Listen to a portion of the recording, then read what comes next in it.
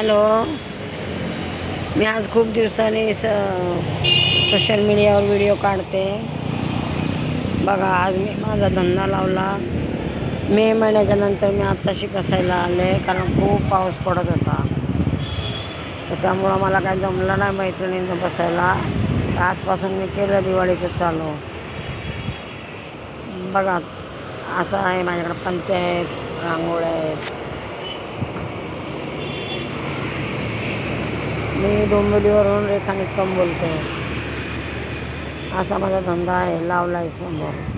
माझ्याजवळच फटाक्याचं दुकान पण आहे. चला मग, आवडला तर मला लाईक करा, शेअर करा आणि घंटीचं बटन दाबायला विसरू नका.